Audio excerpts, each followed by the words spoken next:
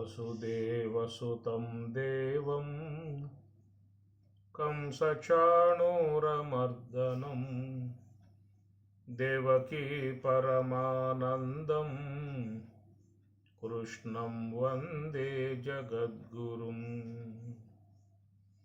संसारसागरं घोरं तर्तुमिच्छति यो नरः गीतानावं समासाद्य पारं याति सुखेन सह. భగవద్గీత 3వ అధ్యాయము కర్మయోగము. ఏవం ప్రవర్తితం చక్రం నానువర్తయతి హయః అఘాయురింద్రియారామః మోఘం పార్థ సజీవతి. యస్త్వాత్మరతిరేవ స్యాత్ ఆత్మతృప్తశ్చ మానవః ఆత్మన్యేవ చ సంతుష్టః తస్య కార్యం న విద్యతే. నైవ తస్య కృతేనార్థో నాకృతేనేహ కశ్చన న చాస్య సర్వభూతేషు కశ్చిదర్థవ్యపాశ్రయః. యస్తవాత్మరతిరేవ స్యాత్ యః తు ఆత్మరతిః ఏవ స్యాత్ ఆత్మతృప్తః చ మానవః ఆత్మని ఏవ చ సంతుష్టః తస్య కార్యం న విద్యతే. ఇది ఎవరైతే పైన చెప్పినటువంటి యజ్ఞ చక్రమును, జ్ఞానయజ్ఞ చక్రమును, చక్కగా ఉన్నటువంటి అంశాలవి నిన్న మీకు బాగా చెప్పటం జరిగిందని చెప్పి అనుకుంటూ ఉన్నాను. ఎంతవరకు మీకు అర్థమైందో తెలియదు. మరి ఆ చక్రమును అనువర్తింపకుండా ఉన్నటువంటి వారి విషయమై స్వామివారు మాట్లాడుతూ సజీవ వ్యర్థ జీవితము అన్నాడు. ఆత్మానుభవమును పొందకుండా ఉన్నటువంటి జీవితములన్నీ కూడా వ్యర్థము అనేటువంటి అర్థం. సముద్రంలో వాన పడుతుంది, ఏం ఉపయోగపడదు ఎవరికి. అడవిలో ఎన్నులా కాస్తూ ఉంటుంది, ఎవరికి ఆనందం కలగజేసేది కాదు. దాన్ని లోకములో అడవిని కాసిన వెన్నెల అంటూ ఉంటారు, సముద్రంలో పడిన వాన అంటూ ఉంటారు. అదే భూమి మీద పడితే అది సస్యశ్యామలంగా పంటలు పండే అవకాశం ఉంటుంది. ఈ ప్రకారంగా కొంతమంది జీవితాలు ఆత్మానుభవమునకు నోసుకోకుండా ఆ ప్రకారంగా వచ్చి జీవితాలు వెళ్ళిపోతూ ఉన్న పరిస్థితి. ఈ పరిస్థితిలో చూసినట్లయితే లోకంలో చాలా 190 పైగా అంకె వేసుకోండి మీరు. ఆ విధంగా జీవితాలు మోఘం పార్థ సజీవతి, మోఘం వ్యర్థ జీవితములు అని పరమాత్మ అంటూ ఉన్నాడు. సరే, యజ్ఞచక్రమును అనువర్తించేటువంటి వాళ్ళ విషయము అనేటువంటి విషయంగా చూసినప్పుడు స్వామివారు యహతో ఆత్మరతి ఏవా స్యాత్ కనుక ప్రకారముగా మరి ఆ సుషుమ్నాయందున్నటువంటి బ్రహ్మమును అవలోకన చేసే విధానం మీరు గమనించారో లేదో. నిత్యం యజ్ఞే ప్రతిష్ఠితం అన్న పదం మీకు చక్కగా అన్వయం కుదురుతుంది.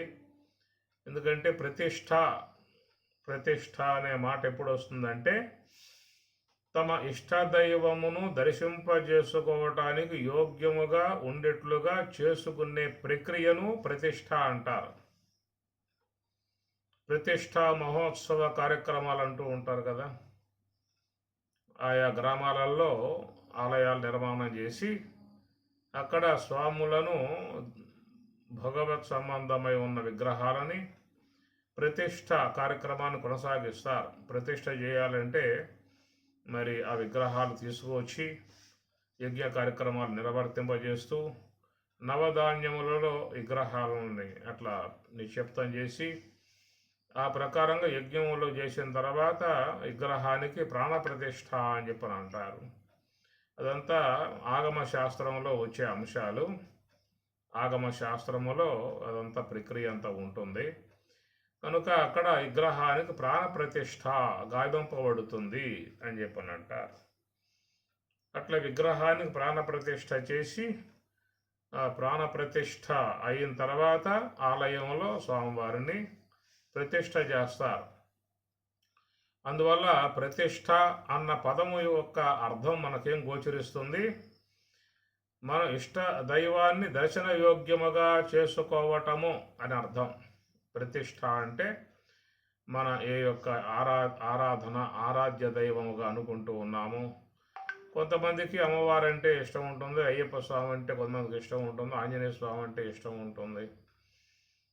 ఈ ప్రకారంగా ఎవరెవరికి ఏ ఏ దేవత పట్ల భక్తి ఉంటుందో వారు ఆ దేవతను దర్శించుకోవటానికి, ఆరాధించుకోవటానికి, అర్చించుకోవటానికి ఆ విధముగా మరి ఆ విగ్రహాన్ని అక్కడ ప్రతిష్ఠింపజేసుకుంటూ ఉంటారు. ప్రతిష్ఠ అన్న పదమే దర్శన యోగ్యముగా చేసుకోవడం అనేటువంటిది అర్థం. ప్రతిష్ఠ అనేది ఉపసర్గ. తిష్ఠ అంటే ఉండటం అని చెప్పి అర్థం. తిష్ఠ అంటే ఉండటం. తి కూడా పక్కన పెట్టండి. ష్ఠా అనేది మామూలుగా ష్ఠా గతి నివృత్తవు. ఆ పదాలకి అర్థం చూస్తే ష్ఠా అంటారు. ష్ఠా అంటే ఉండుట. ష్ఠా ష్ఠా గతి నివృత్తవు అని ధాతువు ఉత్పత్తి అన్నమాట. ఇది ష్ఠా అంటారు. ప్రతిష్ఠ. తి పక్కన ఉపసర్గ తి అనేది వచ్చింది కాబట్టి తి అనే దాంట్లో ఈ ఉన్నది. ఈ పరమైనప్పుడు పక్కన ఉన్నటువంటి పదానికి కింద స్థాకు బదులు ష్ఠా అవుతుంది. ప్రతిష్ఠ. ష్ఠా అనే పదం ఏంటంటే అక్షరము స్థ. స్థ అంటే ఉండుట. సకారము ఒత్తు థ పెడితే స్థ అన్నమాట. అది ఉండుట అని చెప్పి అర్థం వస్తుంది. ఈ స్థ అనే దాంట్లో ఆ ఒత్తు థ అనేది పక్కన తీ పరం కావటం, ఈ పరం కావటం వల్ల తీలో ఈ ఉన్నది, ఈ పరం కావటం వల్ల అది ష్ఠా అవుతుంది. ష్ఠా అంటే తెలుసుగా మీకు, ష్ఠా అది ఒత్తు ఠా అన్నమాట. అది అవుతుంది అట్లా. అది సంస్కృత వ్యాకరణాలలో వచ్చేటువంటి అంశాలు. ఏదైనా అనే ఉపసర్గ, ప్రతిష్ఠ అనగా మనకు బాగా పదాలు అట్లాగా వినటం అలవాటు అయింది కాబట్టి అట్లాగే పలికితే మనకు తెలుస్తాయి తప్ప గందరగోళం చేసే వ్యాకరణం అంతా పెట్టుకొచ్చామంటే కొంచెం మనసుకి ఇబ్బంది పడే పరిస్థితి ఏర్పడుతుంది. సరే, ఏదేమైనా ప్రతిష్ఠ అనే పదానికి మనం లోక వ్యవహారంలో ఏం చెప్పుకుంటామంటే ఆయా దేవతా సంబంధమై ఉన్నటువంటి ఆరాధ్య సంబంధమైనటువంటి విగ్రహాలని వారికి దర్శన యోగ్యముగా, ఆరాధన యోగ్యముగా, అర్చన యోగ్యముగా ఏర్పాటు చేసుకోవడాన్ని ప్రతిష్ఠ అంటారు. ఇవన్నీ కూడా ఆలయాలలో చేసే విధానమే కానీ గృహములలో సాధారణంగా చేయరు. గృహాలలో ఈశాన్య భాగంలో పూజా మందిరం అందరికీ ఉంటుంది. అక్కడ వారికి ఇష్టమైనటువంటి దేవతా సంబంధ పటాలు పెట్టుకుంటారు. ఇంకేదైనా అక్కడ పుణ్యక్షేత్రాలకు పోయినప్పుడు చిన్న చిన్న విగ్రహాలు కొనుక్కొచ్చుకొని ఆ విధంగా ఆరాధన సంబంధంగా పెట్టుకుంటారే కానీ ఈ ప్రకారం యజ్ఞములు చేసి నవధాన్యాల్లో పెట్టి విగ్రహాన్ని ప్రాణప్రతిష్ఠ చేసి గల విగ్రహాలు ఇండ్లలో పెట్టుకోరు. ఎందుకంటే వాటికి నిత్య ధూపదీప నైవేద్యాలను ఏర్పాటు చేయాల్సి అనేది ఒక శాస్త్రం, ఆగమ శాస్త్రం ఉంది కాబట్టి అలాగా గ్రామంలో ఒక ఆలయం అనేటువంటిది నిర్మాణం చేసుకుని అక్కడ ప్రతిష్ట గావించుకుని దానికి ఒక పూజారి కుటుంబాన్ని పెట్టేస్తారు. అయ్యా నువ్వు అక్కడ పోవడానికి వీలు లేదు, నిరంతరంగా ఇక్కడ ధూపదీప నైవేద్యాలు జరుగుతూ ఉండాలి. ఎందుకంటే ఈ విధంగా పెట్టుకోవడంలో ఉద్దేశం ఏంటంటే ఆ గ్రామస్తులందరూ కూడా రోజువారీగా దేవుని దర్శించుకోవటం ఉంటుంది. తర్వాత గ్రామానికి శుభకరము అని చెప్పేసి, శుభం, మా గ్రామాన్ని కాపాడేటువంటి దేవత అని ఆ గ్రామంలో ఆ దేవతా సంబంధ ఆరాధన జరగాలనే ఉద్దేశంతో ఆలయాలను నిర్మాణం చేసుకుంటూ ఏర్పాటు చేసుకుంటూ ఉంటారు. కాబట్టి మన భారతదేశంలో దాదాపుగా అన్ని గ్రామాలలో ఏదో ఒక దేవతా సంబంధ ఆలయాలు అనేటువంటివి ఉంటాయి. అవి ఏర్పాటు చేసుకోవటం వల్ల గ్రామస్తులు నిరంతరంగా దేవతలను ఆరాధించుకోవటము. తర్వాత అక్కడ ఏంటంటే సాయంత్రం సమయంలో అందరూ కలిసి సత్సంగాలు చేసుకోవటము, లేదా ఏదైనా మహాత్ముల్ని రావించుకుని వాళ్ళ ద్వారా ప్రవచన కార్యక్రమాలను ఏర్పాటు చేసుకోవటము, ఇంకేదైనా హరికథ బుర్రకథ ఇలాంటివన్నీ కూడా మనకి చూస్తే పల్లె ప్రాంతాలలో కూడా ఆ విధంగా ఏర్పాటు చేసుకునే విధానం చేసుకునేవాళ్ళు. ఎందుకంటే అవన్నీ కూడా ఎవరి గృహం ముందు పెడతారు, ఎవరి వీధిలో పెడతారు. ఇదంతా కొంచెం ఇబ్బందికర పరిస్థితి కాబట్టి ఇలాంటి వాటికి అనుగుణ్యముగా ఉండేట్లుగా ఆలయ నిర్మాణాలు చేసుకుంటారు. ఏదైనా ఉత్సవాలు లాంటివి అక్కడ చేసుకోవటము, మహాత్ములు వస్తే ప్రవచనాలను జరుపుకోవటము, రోజువారీగా సత్సంగాలు ఏర్పాటు చేసుకోవటము, ఇంకేదైనా భజనలు లాంటివి ఏర్పాటు చేసుకోవటము, లేదా సాయంత్రం సమయంలో వచ్చి చక్కగా ధ్యానం చేసుకోవటం లాంటిది. ఎందుకంటే వాళ్ళ గృహాలలో కూర్చొని ధ్యానం చేయాలంటే కుదిరే వ్యవహారం కాదు. చిన్న చిన్న ఇండ్లు ఉంటాయి. ఆ ఇండ్లలో పిల్లల అరుపులు, టీవీలు గొడవలు, వచ్చే వాళ్ళు రోదనలు ఇవన్నీ ఉంటాయి కాబట్టి ఆలయంలో పోయి కూర్చున్నట్టు ఏదో ఒక మూల ప్రశాంతంగా చేసుకోవచ్చు. కాబట్టి అన్నింటికీ అనుకూలాలుగా గ్రామానికి శుభకరంగా ఒక దేవతా సంబంధ ఆలయాలు నిర్మాణం లాంటిది మహాత్ములు పెట్టారు. దానికోసం పెట్టారు. దాంట్లో మళ్ళీ వేరే వేరే అర్థాలు తీసి అపార్థాలు చేయాల్సిన అవసరం లేదు. గుడికి పోతే మోక్షం వస్తుందా, విగ్రహాలను ఆరాధిస్తే మోక్షం వస్తుందా, అవన్నీ రాతి విగ్రహం ఎట్లా దేవుడు అవుతాడు, ఇవన్నీ చేస్తున్నందువల్ల కలిగేటువంటి యొక్క ఏముంటుంది అనేటువంటి లోకంలో కొన్ని సంఘాలు కానీ కొంతమందిలో వినపడే పరిస్థితి ఉంటుంది. అంత లెక్క పోవాల్సిన అవసరం లేదు. ఎందుకంటే అది ఒక ఉపయుక్తమై ఉన్నటువంటి యొక్క అంశము. ఎందుకంటే ఆలయం గ్రామంలో ఒక దేవాలయం ఉందంటే అందరూ కూడా దైవభక్తిని పెంపొందింపజేసుకుంటారు. ఏదో సమయంలో ఆలయానికి పోయి వాళ్ళు చక్కగా ఆరాధన చేసుకోవడం వల్ల కొంత భక్తి భావం ఒకటి వస్తుంది. చిన్నపిల్లలలో కూడా ఒక భగవంతుడు అని భక్తి భావన అని చిన్నప్పటి నుంచే ఒక వాళ్ళల్లో మంచి సంస్కార విధానముగా వస్తుందని చెప్పేసి ఇప్పుడు చెప్పుకున్నట్లుగా మహాత్ములు వస్తే ప్రవచనాలు కానీ బుర్రకథ కానీ హరికథ కానీ ఇంకా దాన్న ప్రవచనాలు కానీ అన్ని రకాలుగా ఉపయోగంగా ఉండే విధానంగా పెద్దలు ఏర్పాటు చేశారు. దాన్ని వేరే భావాలుగా తీసుకొచ్చి దానివల్ల మోక్షం ఉందా అనే ప్రశ్నలు అవసరం లేదు. కాబట్టి దేనికి ఉండే అంశాలు దానికి ఉంటాయి. అందువల్ల అంతవరకే దాన్ని దర్శించాల్సి ఉంటుంది. మరి ప్రతిష్ట అన్న పదం మీద మాట్లాడుకుంటున్నాం కాబట్టి ప్రతిష్ట అని చెప్పి అనే మాట ఏంటంటే ఏ యొక్క దైవం పట్ల మనకు అపేక్ష ఉంటుందో, ఆరాధనా భావం ఉంటుందో ఆ దేవతామూర్తిని దర్శనయోగ్యంగా చేసుకోవటం అనేటువంటి యొక్క అంశమే ప్రతిష్ట కింద వస్తుంది. అట్లా ఎక్కడ చూసినట్లయితే మరి సర్వగతం బ్రహ్మ నిత్యం యజ్ఞ ప్రతిష్ఠితం అనే మాట ఇక్కడ పరమాత్మ చెప్తూ ఉన్నాడు. ఎందుకంటే ఆయా దేవత అనేటువంటి విధాయకాలన్నీ కూడా మనకు పురాణాలలో వాటిల్లో వాళ్ళు ఎట్లా ఉంటారో చెప్పేశారు. శ్రీ మహావిష్ణువు ఎట్లా ఉంటాడు, పరమశివుడు ఎట్లా ఉంటారు, అమ్మవారు ఎట్లా ఉంటుందో, అయ్యప్ప స్వామి ఎట్లా ఉంటాయి, ఇవన్నీ కూడా పురాణాలలో వచ్చేసింది. కాబట్టి ఆ యొక్క చిహ్నాలను బట్టి ఒక నిర్మాణ విధానంగా చేసుకుని ప్రతిష్ట గావించుకుంటూ ఉంటారు. అట్లా మరి రాముని విగ్రహము, అమ్మవారి విగ్రహము, ఆంజనేయ స్వామి విగ్రహము, అయ్యప్ప స్వామి విగ్రహాలు ఇవన్నీ కూడా చేసుకుని పెట్టుకునే అవకాశాలు ఉంటాయి.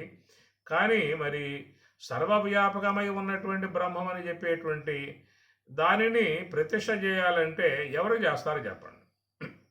ఎవరికి సాధ్యమవుతుంది? పురాణాలలో చెప్పేటువంటి పురాణ పురుషులు దేవత ఆకారాలు అవి వర్ణనాత్మకంగా ఉన్నాయి కాబట్టి వాటిని బట్టి శిల్పముల యందు ఏర్పాటు చేసుకుని శంకు చక్ర గదా పద్మాలతో శ్రీమన్నారాయణుడు, అట్లా అమ్మవారు, ఆ విధంగా ఇవన్నీ కూడా మనకి చరిత్రాత్మకముగా ఉన్న అంశాలు కాబట్టి వాటిని బట్టి నిర్మాణం చేసుకుని ఆలయాలలో ప్రతిష్ట గావించుకుని ఆరాధించుకుంటూ ఉన్నాం. బాగానే ఉన్నది. మరి ఇక్కడ స్వామి చెప్పేటువంటి అంశం ఇక్కడ మారిపోయింది. ఏమన్నాడు ఈయన గారు? సర్వగతం బ్రహ్మ, అంతటా వ్యాపకమై ఉన్నటువంటి బ్రహ్మము అన్నాడు. అంతటా వ్యాపకమై ఉన్నటువంటి ఈ యొక్క బ్రహ్మాన్ని ఎవరు ప్రతిష్ఠ చేస్తారు లోకంలో? ఎవరికి సాధ్యమవుతుంది?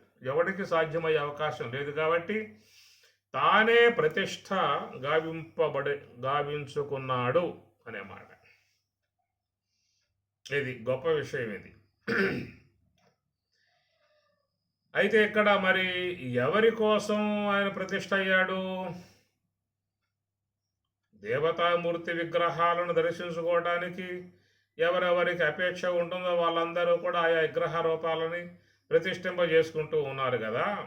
మరి ఇక్కడ బ్రహ్మం అనేటువంటిది ప్రతిష్ట గావించుకోవడానికి మరి ఎవరు ఆ బ్రహ్మమును ఇష్టపడి ఉన్నారు లోకంలో?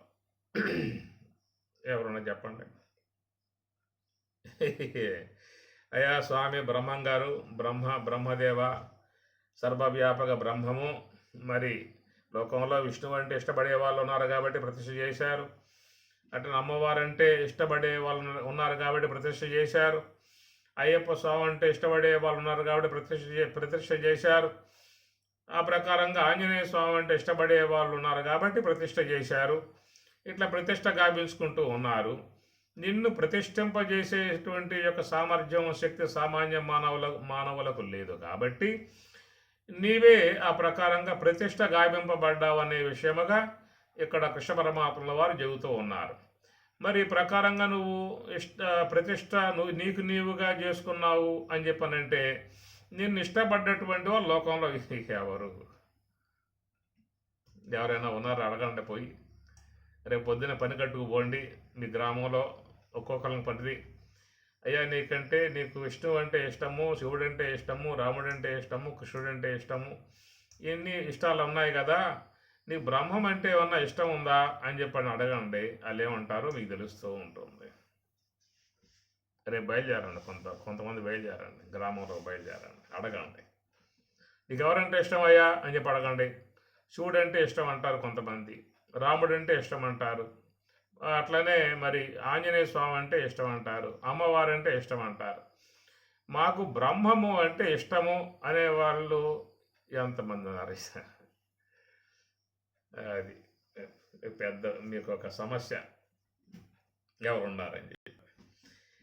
మరి ఈ ప్రకారంగా అడిగితే మీ గ్రామంలో దాదాపుగా 100కి ఒక్కడు కూడా లేడేమో అనిపిస్తుంది.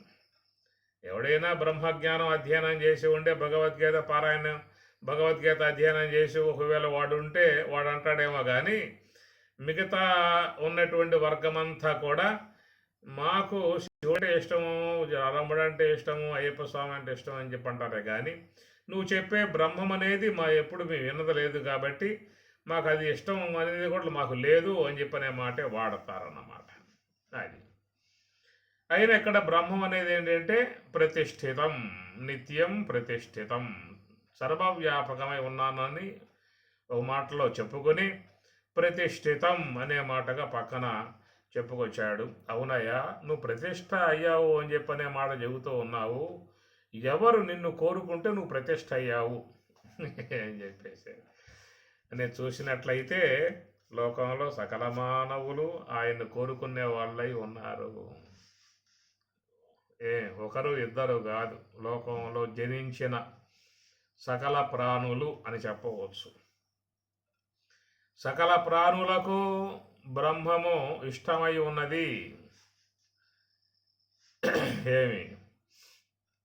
ఎందువల్ల అని చెప్పనంటే లోకములు అందరూ కూడా ఆనందాపేక్ష ఉన్నది, అందరికీ సుఖాపేక్ష ఉన్నది, అందరూ కూడా శాంతిగా ఉండాలని కోరుకుంటూ ఉన్నారు. కాబట్టి పరమశాంతి బ్రహ్మమనగా అని భారతం చెప్పింది కదా. ఇను మహోరాత్రంబులు శుభాశుభములునైన ద్వంద్వములు ప్రాణాపానమునకు నామాంతరంబులు తదీయ మధ్యవర్తితప్పు మహనీయ వహిని ఉదానంబుదాని నిర్ద్వంద్వ భావము అంతర్యాగా విద్యా ప్రవీణులు గండ్రు, అంతర్యాగా విద్యా ప్రవీణులు గండ్రు, పరమశాంతి అనగ బ్రహ్మమనగా. కాబట్టి పరమశాంతి అన్న బ్రహ్మము అన్న ఒకటే. అయితే బ్రహ్మము అంటే లోకంలో తెలియబడకపోవచ్చు కానీ పరమశాంతి అంటే తెలియదా వాళ్ళకి ఎవరికైనా. ఈ లోకంలో అందరూ కూడా శాంతినే కోరుకుంటూ ఉన్నారు. పరమ శాంతినే కోరుకుంటూ ఉన్నారు. శాంతి వరకామధేనువు. అవన్నీ బ్రహ్మము యొక్క స్వరూప లక్షణాలు. శాంతాకారం భుజగశయనం, శాంతాకారం భుజగశయనం పద్మనాభం సురేశం, విశ్వాకారం గగనసదృశం, మేఘవర్ణం శుభాంగం, లక్ష్మీకాంతం కమలనయనం, యోగి హృతో ధ్యానగమ్యం. పరమశాంతమై ఉన్నటువంటి భగవంతుణ్ణి యోగులు హృత్తు ధ్యానగమ్యం, హృత్తు హృదయములో ఉన్నటువంటి పరమశాంతిని ధ్యానగమ్యం, ధ్యానము ద్వారానే గమ్యం పొందబడేదిగా ఉన్నది అన్నారు. ఆ ప్రకారముగా మనం కోరుకునే జీవితంలో మానవులు కోరుకునేటువంటివి శాంతి, సుఖము, ఆనందము. ఈ మూడు కూడా బ్రహ్మము యొక్క స్వరూప లక్షణాలు. దుఃఖమాగంతుకంబై తోచుచుండు, సుఖము స్వాభావికము నాకు సూరివర్యా. అందువల్ల దుఃఖం బయట నుంచి వస్తుందయా, సుఖము నా స్వాభావికమై ఉన్నటువంటి లక్షణమని రాముడు అంటాడు ఆంజనేయ స్వామితో. ఈ ప్రకారంగా మరి లోకములో అందరూ కూడా ఏం కోరుకుంటున్నారు చెప్పండి? ఆనందాన్ని కోరుకుంటూ ఉన్నారు, పరమ సుఖాన్ని కోరుకుంటూ ఉన్నారు, పరమశాంతిని కోరుకుంటూ ఉన్నారు. కోరుకునేటువంటి ఈ లక్షణములు దేంట్లో ఉన్నాయి అంటే బ్రహ్మములో ఉన్నాయి. గమనించాల్సిన అంశం మీరు ఇక్కడ ఏంటంటే, బ్రహ్మము పారమార్థిక ద్రవ్యము అన్నారు, పారమార్థిక సత్తా అంటారు, పారమార్థిక సత్తా అన్నారు. ఇప్పుడు మనకు సత్తా అనే విషయం వచ్చినప్పుడు మూడు చెప్పుకొస్తారు. వ్యావహారిక సత్తా, ప్రాతిభాషిక సత్తా, పారమార్థిక సత్తా అని మూడు వాడారు. వ్యావహారిక సత్తా, ప్రాతిభాషిక సత్తా, పారమార్థిక సత్తా. సత్తా అంటే ఉండుట, ఉనికి అన్నమాట. సత్తాత్వము అంటే ఉనికి. ఇది వ్యావహారికము, వ్యావహారిక సత్తా అన్నారు. ఎందుకన్నారు వ్యావహారికము అంటే వ్యవహరించుకోవడానికి యోగ్యంగా ఉన్నది కాబట్టి వ్యావహారికము అన్నారు. అవి ఏంటంటే పంచభూతాలు, భూమి, జలము, అగ్ని, వాయు, ఆకాశం. ఏతస్మాదాత్మన ఆకాశ సంభూత, ఆకాశాద్వాయు, వాయో అగ్ని, అగ్నే ఆపః, అద్య పృథివీ, పృథివ్యాం ఓషధయ. ఇట్లా ఆత్మ నుండి వెలువడ్డటువంటి ఆత్మ కార్యములుగా ఉన్నటువంటి ఈ పంచభూతములు అనబడేటువంటివి, ఇది వ్యావహారిక సత్తా అనే పదం వాడారు. ఆకాశము, వాయువు, అగ్ని, జలము, భూమి ఇవన్నీ కూడా వ్యవహరించుకోవటానికి యోగ్యంగా ఉన్నాయన్నమాట. ఎందుకంటే మనం పృథివీని వాడుకుంటూ ఉన్నాం, జలాన్ని వాడుకుంటూ ఉన్నాం, అగ్నిని వాడుకుంటూ ఉన్నాం, వాయువుని వాడుకుంటూ ఉన్నాం, ఆకాశాన్ని వాడుకుంటూ ఉన్నాం. కాబట్టి ఈ వాడకములు లేకుండా లోకంలో ఎవరున్నారు? భూమిని వాడుకోకుండా, జలాన్ని వాడుకోకుండా, అగ్నిని వాడుకోకుండా, వాయువును వాడుకోకుండా, ఆకాశాన్ని వాడుకోకుండా లోకంలో ఎవరున్నారు చెప్పండి? కాబట్టి సకల మానవులు కూడా ఈ ఐదింటిని తన వ్యవహారముల కోసం వాడుకుంటూ ఉన్నారు. ఇంకో రకంగా చూస్తే వీటి మీదే వాళ్ళ జీవితాలు కూడా ఆధారపడి ఉన్నాయి. వాటిని కొనుగోలు చేసుకుని అమ్మకాలు చేసుకుని కూడా బతుకుతూ ఉన్న కుటుంబాలు ఎన్నో ఉన్నాయి కదా. ఈనాడు భూమి వ్యాపారం, ఎంత వ్యాపారం చెప్పండి? కొంతమంది ప్లాట్లు వ్యాపారం పెట్టేసుకుంటారు, బ్రహ్మాండంగా వాళ్ళు కోట్ల ఆస్తులు సంపాదించుకుంటూ ఉన్నాయి. దరిదాపుల్లో అప్పట్లో ఏంటంటే గ్రామానికి దూరంగా ఉన్నాయని చెప్పని 2000, 3000కి వచ్చి ఉంటాయి ప్లాట్లు. అవి కొని అక్కడ పడేస్తారు. రేపు పిల్లలు ఎదుగు వచ్చేసరికి అవి గ్రామం యొక్క నడువొడ్డు అయిపోతాయి అన్నమాట. కొన్న పూట 2000, 3000 ఉంటుంది ప్లాటు. ఇక ఈ పూట చూసినట్లయితే ఇక లక్షలు, కోట్లలోకి పోయి ఉంటాయి. ఈనాడు చూస్తే మానవులందరూ కూడా భూమి మీద అమ్మకాలు పెట్టుకుని బతుకుతూ ఉన్నారు. అట్లనే జలాన్ని అమ్ముకుని బతికే వాళ్ళు ఎంతమంది ఉన్నారు లోకంలో?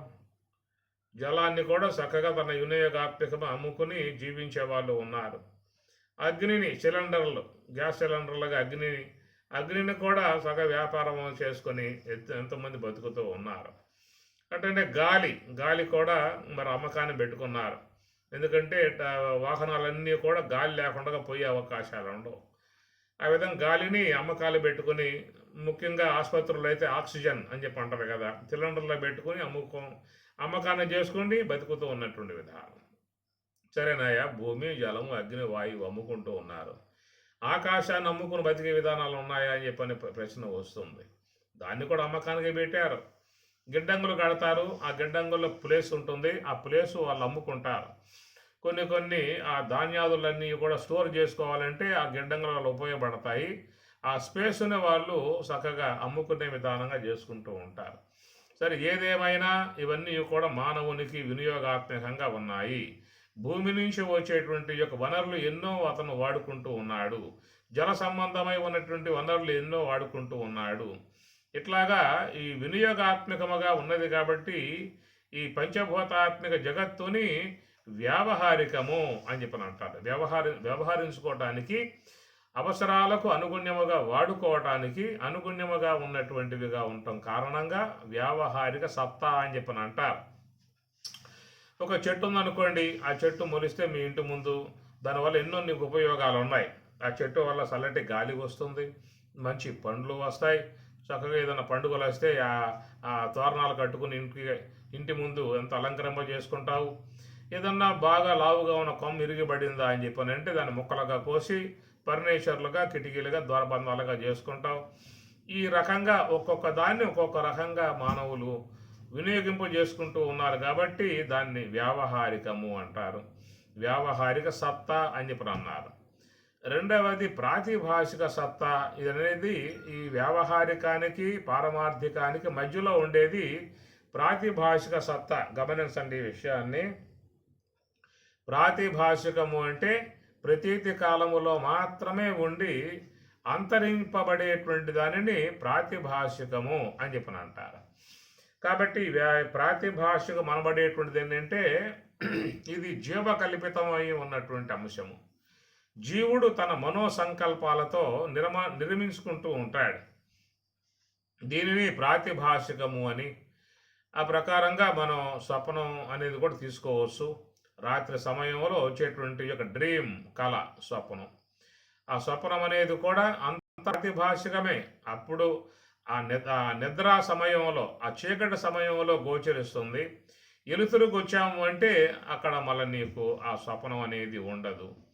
ఆ ప్రకారంగా ఈ ప్రాతిభాషికము నందే మనం రాత్రంతా కూడా దాదాపుగా గడుపుతున్న విధానము అది. ఈ వ్యావహారిక సత్తా అనేటువంటి విధానములో పగలంతా కూడా మనం ఈ వ్యావహారికమునందే మన జీవన గమనం కొనసాగింపబడుతూ ఉన్నది. ఎందుకంటే ఈ శ్రోత్రం ద్వారా, నేత్రం ద్వారా, ఘ్రాణం ద్వారా, జిహ్వ ద్వారా, ఈ పంచేంద్రియాల ద్వారా మన యొక్క గమనం ఉంది కాబట్టి శ్రోత్రం చక్షుస్పర్శనంచ రసనం ఘ్రాణమేవచ అధిష్టాయ మనశ్చాయం విషయాం ఉపసేవతి పరమాత్మ అన్నమాట. కాబట్టి ఈ ప్రకారముగా పంచేంద్రియాలను ముందు పెట్టుకుని ఈ విశ్వ జగత్తులో ఉన్నటువంటి ఈ శబ్దస్పర్శాది విషయాలని ఆస్వాదించే విధానముగా ఉండటం కారణముగా పగటి సమయం అంతా దాదాపుగా మనకి వ్యావహారికమునందే గడుస్తూ ఉన్నది. ఇక రాత్రి వచ్చిందా, కన్నులు మూసామా, లోనికి పోయామా అంటే దాదాపుగా మళ్ళీ ఉదయానికి వచ్చేదాకా మనం ప్రాతిభాషికమునందే మన సంచారం నడుస్తూ ఉన్నది. ఏమి విన్నారా? స్వప్నములు. ఎందుకంటే మనస్సులో ఈ సంస్కారములు బాగా ప్రగాఢంగా చేరిపోయాయి. మీరు గమనించండి, చిన్నతనముగా ఉన్నటువంటి పసిబిడ్డలుగా ఉన్నటువంటి వాళ్ళల్లో ఎక్కువ శాతం వాళ్ళకి సుషిప్తి అనే అంశం ఉంటుంది. ఎందుకంటే వాళ్ళ మనస్సులో ముద్రలు పడల, సంస్కారాలు పడలేదు. ఆ సంస్కారములు వాళ్ళల్లో మరి బలంగా పడకపోవడం కారణంగా వాళ్ళకి ఈ స్వప్నావస్థలో ఉండటం అనేటువంటిది తక్కువ అని అనవచ్చు. అసలు స్వప్నం అనేది వాళ్ళకి లేదని అనవచ్చు. అది ఎవరికి వారు చూసుకోవాల్సిన అంశము. ఎందుకంటే పసిబిడ్డల విషయంలో వాళ్ళకి మనసు లోపల ఇంకా ముద్రలు అనేటువంటివి బాగా ప్రగాఢంగా పడి ఉండలేదు కాబట్టి ఆ మనసు అనేది ఎక్కువ శాతం సుషుప్తి ఎందే ఉండే విధానం ఉంటుంది. అది అందువల్ల పసిబిడ్డలను జ్ఞానులతో పోలుస్తారు. బాల ఉన్మత్త అని అంటూ ఉంటారు. జ్ఞానులు అవధూతలుగా ఉన్న బ్రహ్మజ్ఞానులు వారిని అబద్ధవత అంటారు. అది వాళ్ళు బ్రహ్మజ్ఞానత్వమును కూడా దాటి బ్రహ్మవేత్తలు కూడా దాటి అవధూత స్థాయికి పోయి ఉన్నటువంటి వాళ్ళు బాల అని చెప్పనే మాట వాడతారు. బాలుల్లాగా వాళ్ళు నిరంతరముగా ఆ యోగ సమాధి ఎందే ఉండిపోయే విధానం. వీడు ఎట్లయితే ఆ సుషుప్తి ఎందు పూర్తిగా లీనమై ఉంటాడో అట్లాగా యోగ సమాధి ఎందు మహాత్ములు ఉంటారు. కాబట్టి పసిబిడ్డలతో పోలిశారు బ్రహ్మజ్ఞానుల యొక్క స్థితి, యోగ సమాధి స్థితి.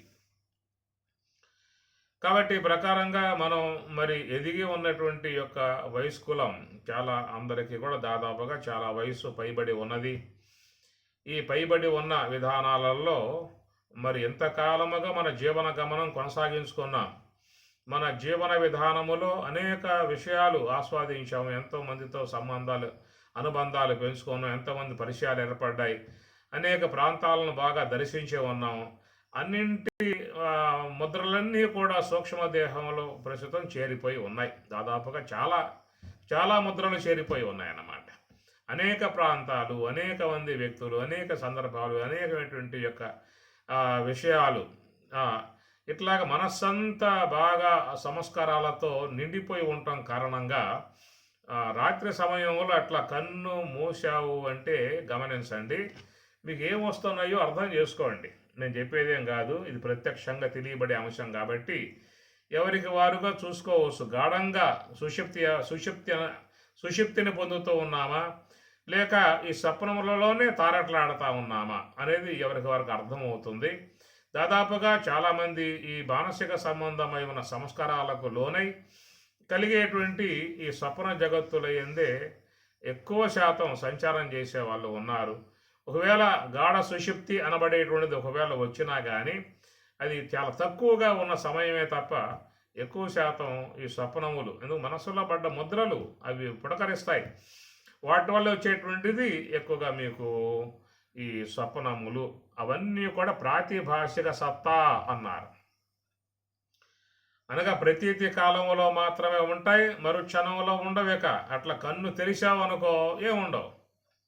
కలలోని సిరులెల్లా కనుఊర్పులేగాక మెలకువ చూడ అవి మెరసీనా అన్నమాచార్ల వారు.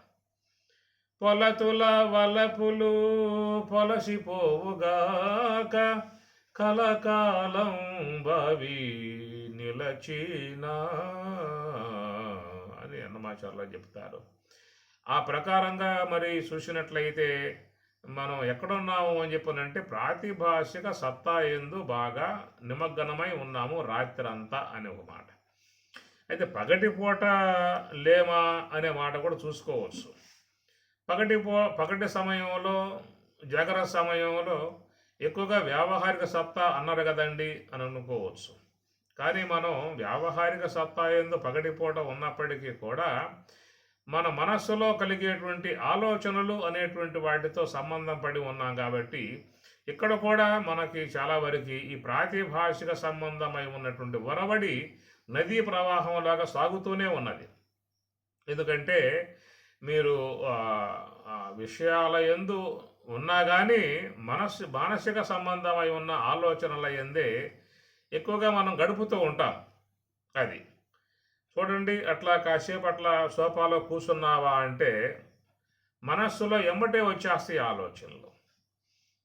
అట్లనే బస్సు ప్రయాణం చేసేవాళ్ళు కానీ, స్కూటర్లో పోయేవాళ్ళు, వెహికల్లో కారులో పోయేవాళ్ళు ఇవన్నీ చూస్తే ఎక్కువగా మనసులలో ఈ ప్రాతిభాషిక సంబంధమై ఉన్నటువంటి ఒరబడి ఎక్కువ కొనసాగుతూ ఉంటుంది. అందువల్ల ఈ పగటి సమయంలో చాలా వరకు మన వ్యవహారముతో ముడిపడి ఉన్న వ్యావహారిక సత్తాతో సంబంధం పడి ఉన్నా కానీ మరి ఈ ప్రాతిభాషిక సంబంధమై ఉన్నటువంటి స్వప్న తుల్యములై ఉన్నటువంటి మానసిక సంబంధ ఆలోచనలు తత్సంబంధమై ఉన్న ఆకారాలు వాటితోనే పగటి సమయంలో కూడా నడుస్తున్న విధానం. కనుక దాదాపుగా మనకు ఉన్నటువంటి విధానం ఏంటంటే వ్యావహారిక సత్తా, ప్రాతిభాషిక సత్తా రెండే. మరి పారమార్థిక సత్తా ఎక్కడ ఉన్నది? దానికి తావు లేకుండా చాలా వరకు సమయం అంతా కూడా వీటికే మనం స్పెండ్ చేశాం. అయితే కొంతమంది ఉంటారు మహాత్ములు, ధన్యాత్ములు, పుణ్యాత్ములు, యోగ మార్గంలో ప్రయాణం చేసేటువంటి వారు. వారు ఈ సమయాన్ని మంచిగా వాళ్ళు వాడుకుంటారు. ఎప్పుడెప్పుడు సమయం దొరుకుతూ ఉంటుందో అప్పుడప్పుడల్లా కూడా చక్కగా వాళ్ళు మనస్సుని హంసతో జోడించి ధ్యానమునందు నిమగ్నులై ఉంటారు. ఇది యోగులై ఉన్నటువంటి వారు చేసేటువంటి పని. ఎవరు తాత్విక సంబంధమై ఉన్న విషయాలు అధ్యయనం చేసి మహాత్ముల ద్వారా బ్రహ్మోపదేశాన్ని పొంది ఆత్మ అంటే ఏమిటి, పరమాత్మ అంటే ఏమిటి అనే విషయాల మీద బాగా అవగాహన పొంది ఉంటారు వాళ్ళు. స్థూలదేహం, సూక్ష్మదేహం, కారణదేహం, మహాకారణం అని ప్రకారం తాత్విక సంబంధమై ఉన్నటువంటి విషయ అవగాహన పొందినటువంటి వారై యోగ తత్వాన్ని అలవరింపజేసుకొని యోగ మార్గాన్ని అభ్యాసం చేసుకొని కొంతమంది ఉంటారు. వాళ్ళు కేవలం నియంత్రణ సమయమే కాకుండా ఎప్పుడెప్పుడు వాళ్ళకి అవకాశం దొరుకుతూ ఉంటుందో అప్పుడల్లా కూడా మనస్సుని అంతర్ముఖం చేసే విధానంగా, ధ్యానంలో ఉండే విధానంగా చేస్తారు వాళ్ళు. అది నిత్య జీవితంలో ధ్యానానుష్ఠానము అని చెప్పని అంటారు. నేను గతంలో కూడా చెప్పే విషయాలు మీకు. నిత్య జీవితంలో బ్రహ్మానుసంధానము, నిత్య జీవితంలో ధ్యానానుసంధానము, నిత్య జీవితంలో జపానుసంధానము, నిత్య జీవితంలో సంకల్పానుసంధానము 4 విధాయకాలుగా చెప్పుకోవచ్చు. నిత్య జీవితంలో బ్రహ్మానుసంధానము అని చెప్పనంటే ఎవరికి ఉంటుంది? అది ఎవరు 4వ సోపానమగు సర్వం కలివిదం బ్రహ్మ అంటాం కదా. సోహం తత్వమసి అహం బ్రహ్మాస్మి దాటి సర్వం కలివిదం బ్రహ్మ ఉంటారు మహాత్ములు వీళ్ళు. కనుమూసిన కనుదెరచిన ఘన సచ్చి సుఖమయాత్మ అని రామచంద్రమూర్తి చెప్పే మాట. కనుమూసిన కనుదెరచిన ఘన సచ్చి సుఖమయాత్మ అని కదా. ప్రతి నిమేషము పరబ్రహ్మంబు వీక్షించి మది చొక్కి వెలుపల మరచువాడు గెలవరాశి మాయనంగీకరించిన భంగి వసనంబు గట్టకవచ్చువాడు అని మనకు భాగవతంలో సుఖ భగవానుల వారు ఆయన కూడా ఇలాంటి అనుభవంతోనే ఉన్న విధానం. ప్రతి నిమేషము పరబ్రహ్మంబు వీక్షించి మది చొక్కి వెలుపల మరచువాడు అన్నారు. అడుగడ్గునకు మాధవాను చింతన సుధా మాధుర్యమున మేను మరసువాడు ప్రహ్లాదుడు. అడుగడ్గునకు అడుగు తీసి అడిగేసే సందర్భాలు కూడా మరి ప్రతి అనుక్షణం ఆయన మరి మాధవానుసంధానం బ్రహ్మానుసంధానముతో మేను మరసువాడు దేహాన్ని పూర్తిగా మరిచిపోయే విధానముగా మనకు భాగవతాదులు చెబుతూ ఉన్నాయి. అలాగా బ్రహ్మావలోకనం చేస్తూనే జీవనాన్ని కొనసాగించుకునేటువంటి వాళ్ళు ఉన్నారు, మహాత్ములు ఉన్నారు. మనకు వాళ్ళు కనపడరు, ఏదో సామాన్యులుగానే కనపడతారు. కానీ వాళ్ళల్లో ఉన్నటువంటి యొక్క ఆంతర్యాన్ని చూడగలిగేటువంటి యొక్క శక్తి మనకెక్కడది? మనం పైన చూడగలిగే వాళ్ళమే తప్ప అంత లోతుకు చూడగలిగే అంత దృష్టి మనకున్నదా? ఆ ప్రకారముగా మరి ఆ యోగ సమాధి సంబంధమై ఉన్నటువంటి యొక్క అనుభవములో బ్రహ్మము యొక్క ఆనందం వాళ్ళు ఎప్పుడూ కూడా ఆస్వాదిస్తూ ఉంటారు. యుంజన్నేవం సదాత్మానం యోగి విగల్మషః సుఖేన బ్రహ్మ సంస్పర్శం అత్యంతం సుఖం అశ్నుతే. ఆ విధముగా ఆ పరమ సుఖాన్ని పొందుతూ నిరంతరముగా ఉన్నటువంటి వారిని నిత్యం బ్రహ్మావలోకనం చేసేవాళ్ళు అదనమాట. మీకు ఈ మాట ఉత్తర గీతలో లాస్ట్లో స్వామి చెప్పాడు శ్లోకం ఒకటి.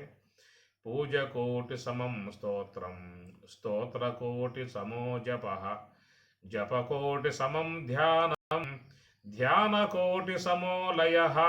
చక్కటి అన్వయం ఇది చివరిలో ఉత్తర గీత లాస్ట్లో వచ్చే శ్లోకం ఇది.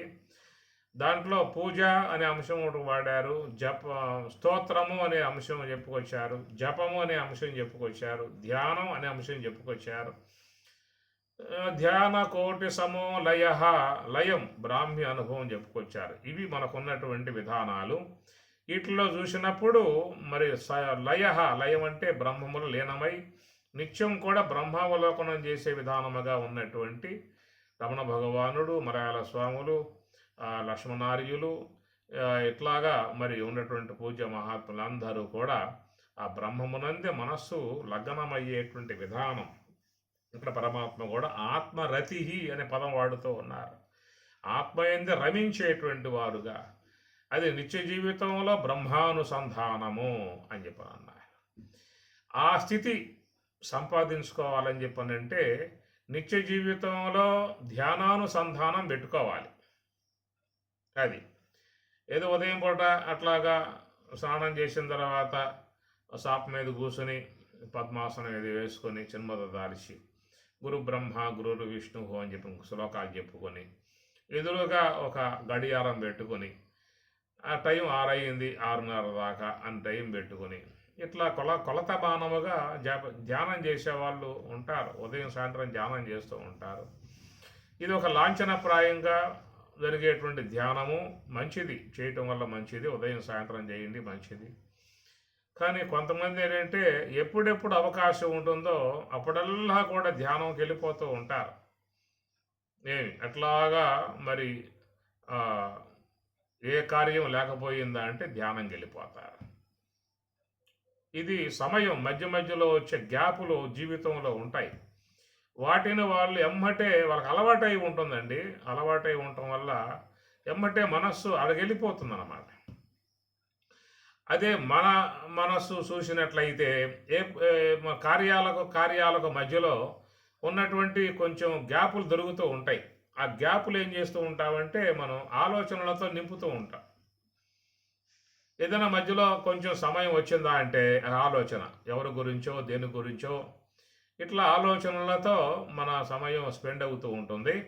కానీ మరి యోగులుగా ఉన్నటువంటి వాళ్ళ విషయం చూసినట్లయితే వాళ్ళు ఎప్పుడూ కూడా సమయాన్ని అవకాశంగా చూసుకుంటారు.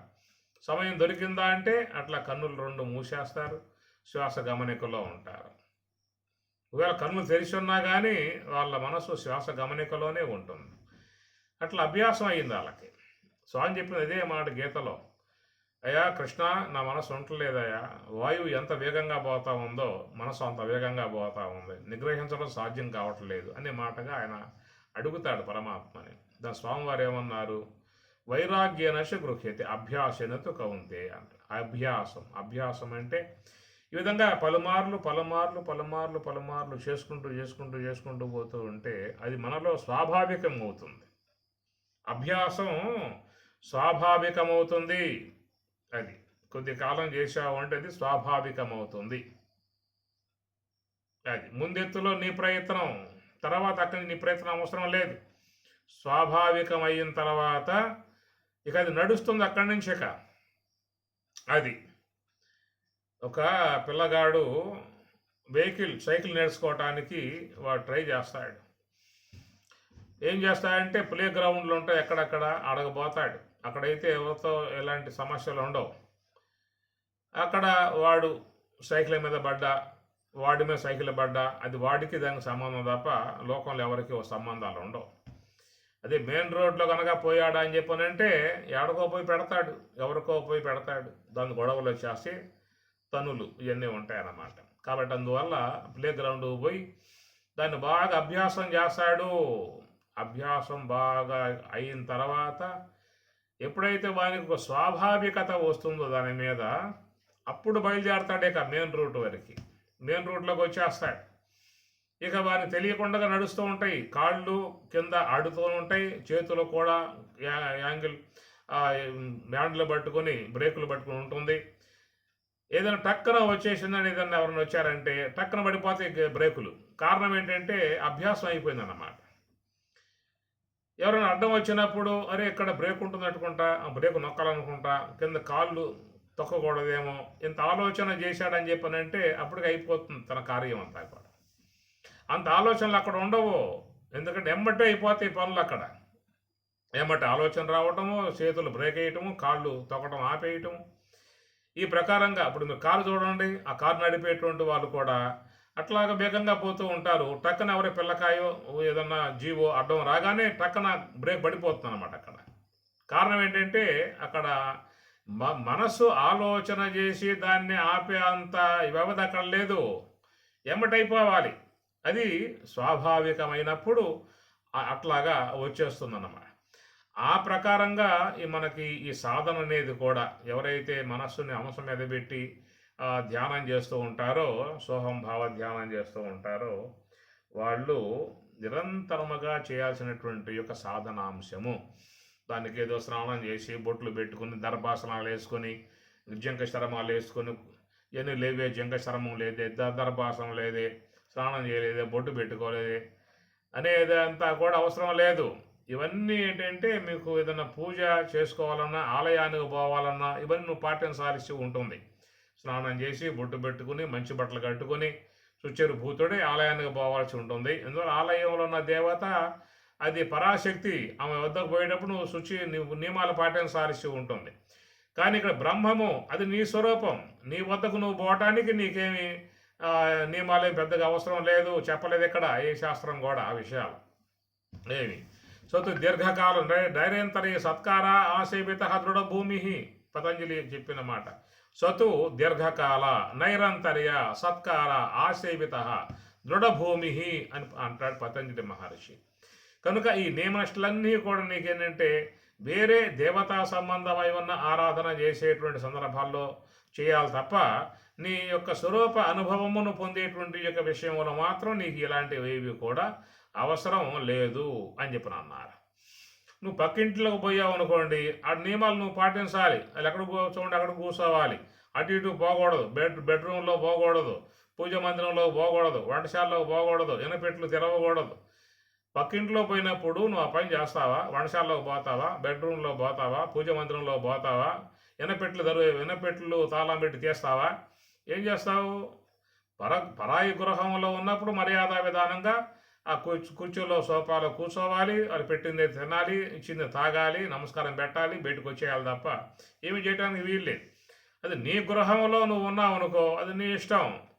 ఏమి నువ్వు సొక్కా వేసుకుంటావో లేదంటే సొక్కా లేకుండా ఉంటావో, బెడ్రూమ్లో పోతావో, పూజ మందిరంలో పోతావో, వంటశాలలో పోతావో, కింద పడుకుంటావో, మంచం మీద పడుకుంటావో, కూర్చుంటావో, శీర్షాసనం వేస్తావో, సర్వాంగాసనం వేస్తావో, మయూరాసనం వేస్తావో, నీ ఇష్టం. ఏమన్నా వేసుకో అవసరాలు, అది నీ ఇల్లు, నీ ఇష్టం. అక్కడ ఇవన్నీ పక్కింట్లో పోయి వేస్తే వాళ్ళు పట్టుకుపోతారు.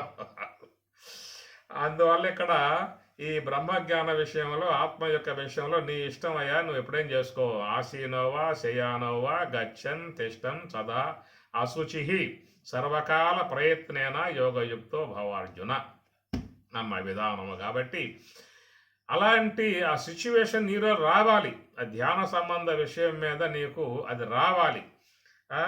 సాయంత్రం కాలేదే, ఇంకా 6 కావాలి కదా, 6 అయిన తర్వాత స్నానం చేయాలి కదా, స్నానం చేశాక కదా ధ్యానం చేయాల్సింది అని పెట్టుకున్నావు అనుకో, అంతే సంగతులు. ఏడున్నర దొంగడంటే వేసిన చోట ఉందని చెప్పి అన్నట్లుగా ఉంటావు, అంతే తప్ప నువ్వు ముందుకు పోయేది ఏముండవు జీవితంలో. అవన్నీ పెట్టుకోమాక. అవన్నీ కూడా ఆలయానికి పోవాలంటే పెట్టుకో, పుణ్యక్షేత్రాలకు పోవాలంటే పెట్టుకో, పెళ్ళిళ్ళకి పోవాలంటే పెట్టుకో, పేరంటాలకు పోవాలంటే పెట్టుకో, ఇంకేదైనా మహాత్ములు వస్తే అక్కడ పెట్టుకో. అవన్నీ అక్కడ పెట్టుకో తప్ప నీ స్వస్వరూపం యొక్క ఆత్మ విషయం కాడ మాత్రం అది నీ ఇష్టము. కౌపీనవంత కలుభాగ్యవంత. నువ్వు కౌపీనం పెట్టి కూర్చున్నా కానీ బ్రహ్మం నిన్నే కాదని చెప్పి అందు. అది ఆ విధంగా నిత్య జీవితంలో ధ్యానానుష్ఠానం అనేది బాగా అలవాటు చేసుకోవాల్సి ఉంటుంది. మీకు ఉదయం లెగవగానే జ్ఞాపకం రావాలి. ఏమి మెలకు రావడంతోనే నీకు మనసు శ్వాస మీదకి వచ్చేయాలి, అంతే. అట్లా కూర్చోండి, మంచం మీద కూర్చోండి. మంచం మీద సాప్ మీద పడుకోవడం చాలా మంచిదయ్యా. నైటు వీలైన వరకు మీ అభ్యాసం ఉంటే చేసుకోండి. ఓ సాప్ వేసుకోండి, చక్కగా పడుకోండి. మీ రక్త ప్రసరణ బాగా ఉంటుంది. బాగా కూడా ధ్యానం కూడా చేసుకోవచ్చు కింద పడుకుంటే. అలవాటైపోయింది డబుల్ కాట్ మంచాలు, సింగిల్ కాట్ మంచాలు, మెత్తగా ఉండాలి, దూది పొరుపులాగా ఉండాలి, నిద్రబెట్టి సాగదు. లేకపోతే ఇట్లా అలవాటు చేయడం కారణంగా దేహానికి అది అలవాటు పడింది చివరికి. కానీ ఏంటంటే మాకు సుఖబ్రహ్మాసనం లాంటి చోట్ల ఎన్నో ఏండ్లుగా ఓ సాప మీద పడుకుని అలవాటైపోయింది కాబట్టి దుప్పటేసి నిద్ర పట్టదు. అలాంటి పరిస్థితి మా పరిస్థితి. ఇది చాలా ఉత్తమం. ఎందుకంటే పోయిన చోటల్లా మంచాలు ఉండవు, పురుపులు ఉండవు, ఏమి ఉండవు. సాపలు ఉంటాయి, లేకపోతే చిన్న గుడ్డ పరుచుకోవచ్చు కాబట్టి మాకు ఇబ్బంది లేదు. మీ అవస్థలు వేరు. ఆడవాళ్ళు నిద్ర పట్టదే, పురుపు లేదు, నిద్ర పట్టదు ఏమి. అట్లాగా కొంచెం అలాంటిది చేసినట్లయితే మంచిగా ఆరోగ్యం కూడా బాగా ఉండే అవకాశం ఉంటుంది. ఈ ప్రకారంగా మరి ఉదయం లెగవగానే ఎమ్మటే ధ్యానంకి వెళ్ళిపోవాలి. అదే ఉదయం లేచాము, మొహం కడుక్కోవాలి, స్నానం చేయాలి, బొట్టు పెట్టుకోవాలి, దర్భాసనం జింగశ్రమం వేసుకోవాలి, కూర్చోవాలి కదా, అయిపోయింది పుణ్యకాలం కాస్త. అవి పక్కన పెట్టే మొత్తం తర్వాత చేసుకో కావాలంటే. లెగవగానే ఎమ్మటే మనస్సు శ్వాస మీదకి వచ్చేస్తే చాలా మంచిది. కారణం ఏంటంటే ఇక్కడ నైటు ఇంద్రియాలు చాలా విశ్రాంతికి వెళ్ళిపోయాయి. సుషుప్తి అనేది విశ్రాంతికి వెళ్ళిపోయాయి కాబట్టి నిద్రా విధానంలో విశ్రాంతికి పోయిన ఇంద్రియాలు అప్పుడే కొంచెం బయటకు వస్తున్న పరిస్థితి కనుక అప్పుడు నీ యొక్క ఆ స్థితి, ఆ సిచ్యువేషన్ నీకు ధ్యానానికి చాలా ఉపకరిస్తుంది. రెండవది, ఇంట్లో సభ్యులు కూడా ఇంక అప్పుడు లేచి ఉండరు. నువ్వు 4-5కు లేచావు అనుకో, ఇంకా ఇంట్లో వాళ్ళు అందరూ కూడా ఇంకా వాళ్ళు మత్తులో మునిగి ఉంటారు కాబట్టి అది ఒక ప్రశాంతంగా ఉండేటువంటి ఆ సమయాన్ని నువ్వు మంచిగా వాడుకోవచ్చు. ప్రకృతి కూడా ఇంకా నిద్రపోతూ ఉన్నది. పక్షులు ఏవి కూడా కిలకలు రవాలు లేవు కాబట్టి ఆ సమయాన్ని నువ్వు మంచిగా వాడుకొని అట్లాగే గంటసేపు కూసో ధ్యానంలో, ఆ తర్వాత బయటకు వచ్చి నీ పనులు చేసుకో.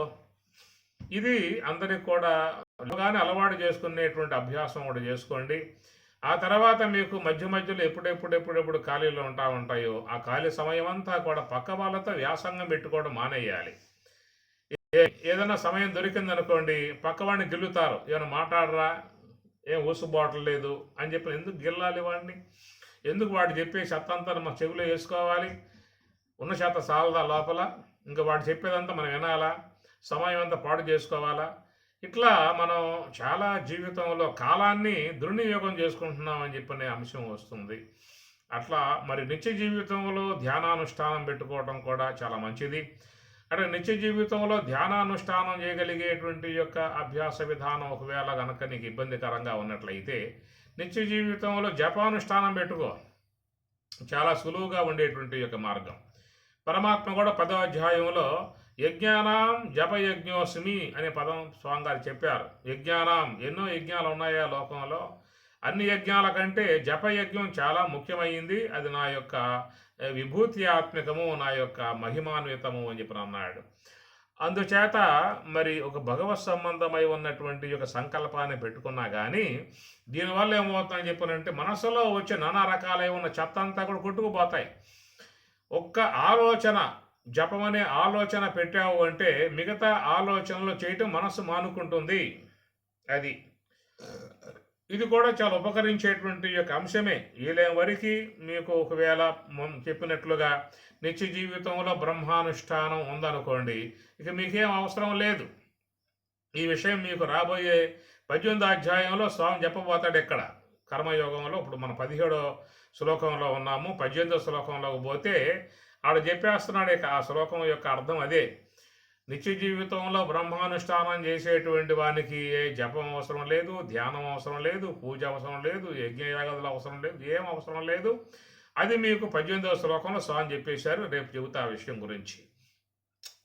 కాబట్టి ప్రకారముగా నిత్య జీవితంలో బ్రహ్మానుసంధానం చేసేటువంటి యొక్క సామర్థ్యం లేదు గనుక ఏం చేయాలి మనం? మనకు అందుబాటులో ఉందేమిటి? నిత్య జీవితంలో ధ్యానానుష్ఠానం అచ్చేయి. ఎందుకంటే శ్వాస నీకు సన్నిహితంగా ఉంది కదా, బ్రహ్మం చాలా దూరంగా ఉన్నది. తత్తు దూరే తద్వత్తు అంతికే అని చెప్పి అన్నప్పుడు ఆ బ్రహ్మం అనేది చాలా దూరముగా ఉన్నది. ఎందుకంటే పృథివీ, జలము, అగ్ని, వాయువు, ఆకాశం, అహంకారతత్వం, మహాతత్వం, అవ్యక్తత్వం, శబల బ్రహ్మం, శుద్ధ బ్రహ్మం తత్తు దూరే చాలా దూరంగా ఉన్నది. తద్వత్తు అంతికే అది చాలా దగ్గరగా ఉందన్నాడు. ఎట్లా దగ్గరగా ఉన్నది అంటే ఆ నిరాకార నిర్గుణ పరబ్రహ్మ తత్వమే నీలో ఆ శ్వాస అనే రూపముగా ఉన్నది. ఆ శ్వాసయే బ్రహ్మము యొక్క సాకార ఆకారము. వాయో త్వము ఏవ ప్రత్యక్షం బ్రహ్మాసి. వాయువా త్వము ఏవా నీవే ప్రత్యక్షం.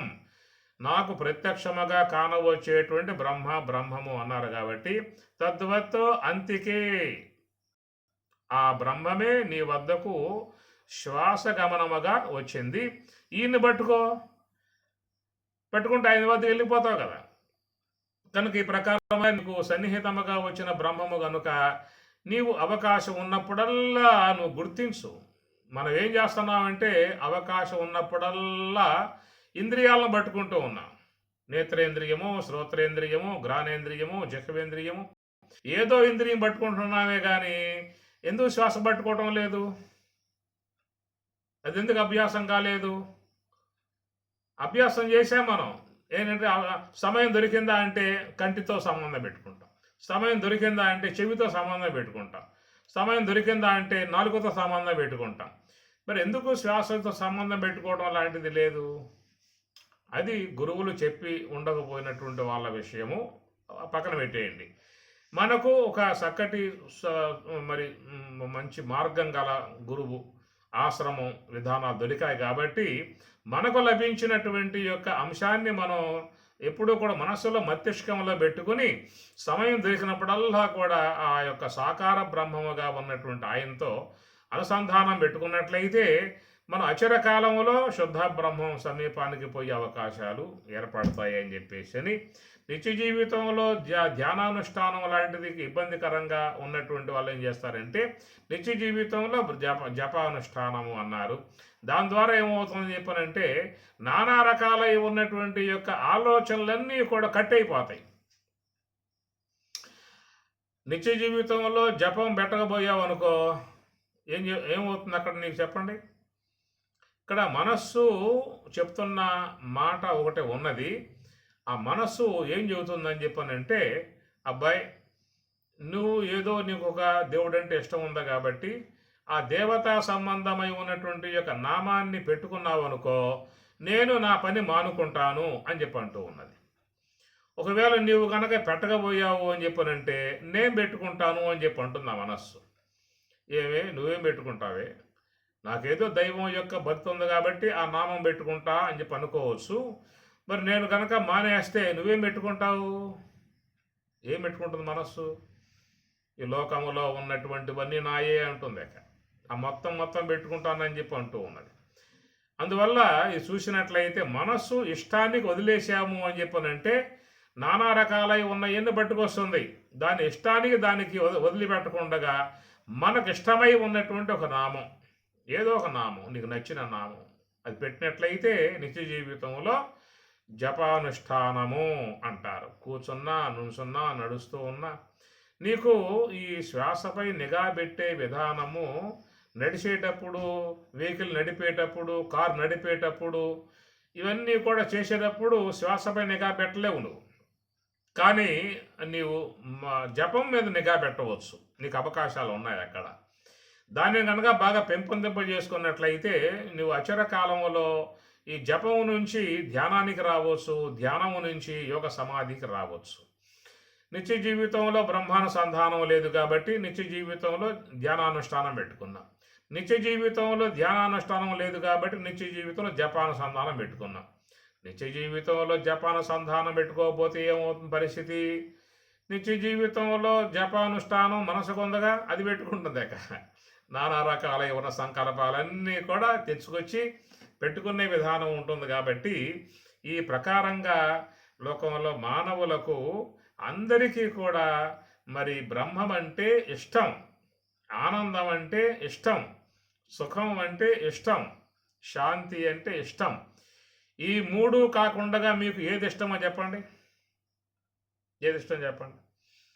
మీ జీవితంలో ఏదైనా ఇష్టపడ్డా ఆ ఇష్టపడ్డటువంటి అన్నీ కూడా ఈ మూడింటి కోసమే.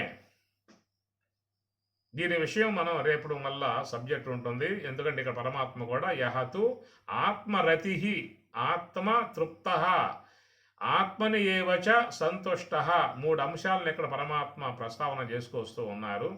మనకి ప్రతిష్ట అనే అంశం మీద సబ్జెక్టు ఆరంభమై నడుస్తున్నటువంటిది. అది రేపటి రోజున మళ్ళీ మీకు రేపు సండే కాబట్టి అందరూ ఉంటాయి, మండే పెట్టుకుందాం.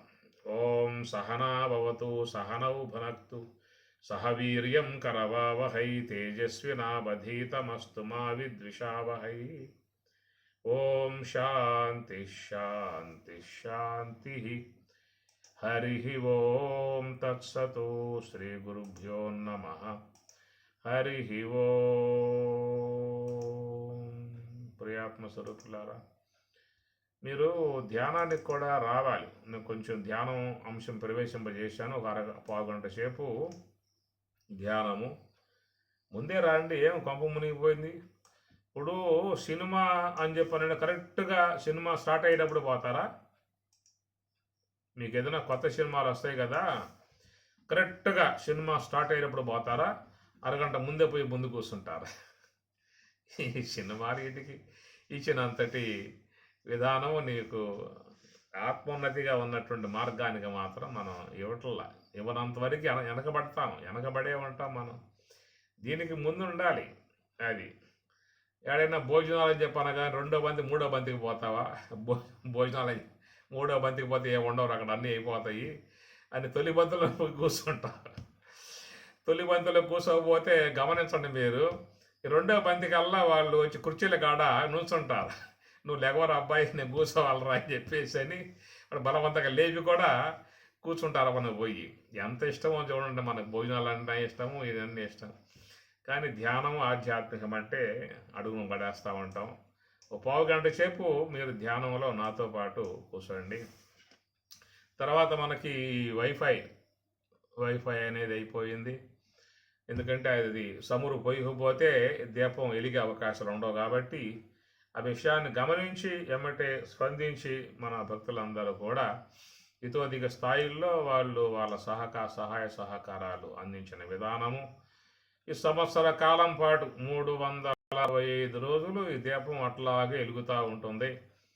ఎన్ని విషయాలు రావాలి, ఇంకా భగవద్గీత 3వ అధ్యాయంలో ఉన్నాం, 18 అధ్యాయాలు కావాలి. ఉపనిషత్తులు 108 ఉన్నాయి, అవి కావాలి. సీతారామాంజనేయ సంవాదం 3 ప్రకరణలు అది కావాలి. ఇంకా యోగ వాసిష్టం 32,000 శ్లోకాలు అది కావాలి. ఇవన్నీ కావాలంటే మనకి దాదాపుగా అందరూ ఒక 1000 ఏళ్ల కాలం పాటైనా ఉండగలిగితే మొత్తం పూర్తయిపోయే అవకాశం అనేటువంటిది ఉంటుంది. సరే, సర్వేశ్వరుడు ఆయన సంకల్పం ఎట్లా ఉంటాడు జరుగుతుంది. వినండి, విని విని విని విని మనసంతా బ్రహ్మవిద్య నింపుకున్నా అది తర్వాత కూడా మనల్ని కాపాడేదిగా ఉంటుంది. కాబట్టి దీనికి వైఫైకి సహాయం చేసినటువంటి వారు మరి ఉమాదేవి గారు 5,000, తర్వాత సరోజ మల్లికార్జున గారు 4,000, శ్రీదేవి కొత్తకోట, అట్లనే డి సుజాత హైదరాబాదు, హరిత ప్రసాదు, అట్లనే హైమావతి మదనపల్లె, సుబ్బమ్మ గారు మదనపల్లె, రాజేశ్వరి ప్రసాద్ బెంగళూరు, ఉమా గారు సాత్విక్ వారు ఈ విధముగా వారి సహాయ సహకారాలని అందించటం జరిగింది. అందరికీ శుభాశిష్యులు, శుభమస్తు. సద్గురు కరుణా కటాక్ష సిద్ధిరస్తు. పరమేశ్వరి జగన్మాత కృపానుగ్రహ ప్రాప్తిరస్తు. కుటుంబ సభ్యులందరికీ శుభమస్తు, సన్మంగళాని భవంతు. పిల్లలందరికీ విద్యా ప్రాప్తిరస్తు. పెద్దలకు ఆయుష్యమస్తు, ఆరోగ్యమస్తు. బ్రహ్మజ్ఞాన ప్రాప్తిరస్తు, ధ్యానానుష్ఠాన ప్రాప్తిరస్తు. శ్రీ కాళహస్తీశ్వర స్వామి వారి అమ్మవార్ల కృపానుగ్రహ ప్రాప్తిరస్తు. సన్మంగళాని భవంతు. ఓం తత్సత్. ఓం తత్సత్. ఓం తత్సత్. ఓం హరి ఓం తత్సత్. ఓం. మనసు పెట్టండి, విషయాన్ని వినండి. దీంట్లో అన్నీ కూడా మనకు ఆధ్యాత్మ సంబంధ అంశాలు వస్తూ ఉన్నాయి, విచారణ వస్తూ ఉన్నది. మనస్సు పెడితేనే ఇలా వరకు వీడియోల్లో మీరు ఉండగలిగితే మీరు వింటున్నారని నాకు తెలుస్తుంది. ఆడియోలో ఉన్నారనుకోండి, నిద్రపోతూ ఉన్నారు, వంటశాలలో ఉన్నారు, పక్క వాళ్ళతో మాట్లాడుకుంటూ ఉన్నారు, టీవీలు చూసుకుంటూ ఉన్నారు, ఏమి తెలిసే అవకాశాలు కావు. ఒక్క ముక్కాలు గంటే మనకు ఉపన్యాసం, పావుగంట ధ్యానం ఉంది కాబట్టి ఒక్క ముక్కాలు గంట మీరు స్పెండ్ చేయండి. కూర్చునే విధానం చేయండి, ఎదురుగా ఉండండి. ఎదురుగా ఉంటే మంచిది. మిమ్మల్ని చూస్తూ చెబుతా కాబట్టి మీకు బాగా మనసుకు బాగా హత్తుకుంటుంది. హరి ఓం. హరి ఓం. హరి ఓం. హరి ఓం. హరి ఓం. సుజాత పేరు చెప్పానా? చెప్పానా? చెప్పారు. అదే అదే అందరి పేర్లు వచ్చినాయా? కొన్ని పేర్లు వచ్చినాయో? హరి ఓం హరి ఓం. ఓం తత్సత్ ఓం. హరి ఓం హరి ఓం. హరి ఓం స్వామి. హరి ఓం హరి ఓం. హరి ఓం స్వామి, నమస్కారం. ఓం తత్సత్ ఓం. హరి ఓం స్వామి, నమస్కారం. హరి ఓం.